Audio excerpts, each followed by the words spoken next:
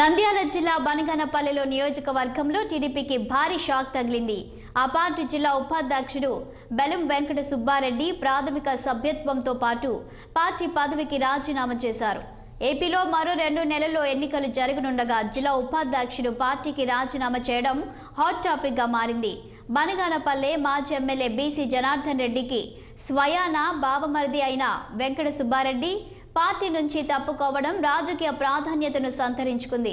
బనగానపల్లెలో బెల్లం వెంకట సుబ్బారెడ్డి మాట్లాడుతూ తెలుగుదేశం పార్టీ పదవికి పార్టీ సభ్యత్వానికి రాజీనామా చేస్తున్నట్టు ప్రకటించారు. మాజీ ఎమ్మెల్యే బీసీ జనార్దన్ రెడ్డి బెల్లం వెంకట సుబ్బారెడ్డి మధ్య గత కొంతకాలంగా ఏర్పడిన విభేదాలు తారాస్థాయికి చేరాయి. దీంతో వెంకట సుబ్బారెడ్డిని బీసీ జనార్దన్ రెడ్డి ఏమాత్రం పట్టించుకోకుండా నిర్లక్ష్యం వహించడం వల్లే టీడీపీకి రాజీనామా చేసినట్టు స్పష్టమవుతుంది. 1923 తెలుగుదేశం పార్టీలో కొనసాగుతున్నాను. బీసీ జనార్దన్ రెడ్డి గారు స్వయాన బావగారు దగ్గర పొందుతూ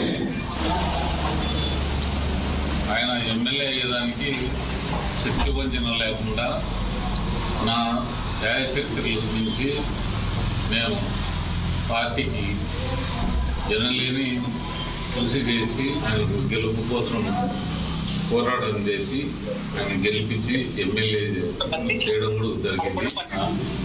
నాకు తెలియకుండా మా సొంత గ్రామం బెల్లం గ్రామంలో బాధోడు కార్యక్రమం పెట్టడం జరిగింది. ఆ రోజు మాట వరుస కూడా మాకు చిన్న సమాచారం కూడా ఇవ్వలేదు.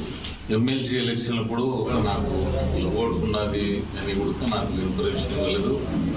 ఓటు అడిగేదని కూడా రాలేదు. ఈ రోజు తెలుగుదేశం పార్టీకి గుడ్ బై చేసుకుంటాను. Thank you. గత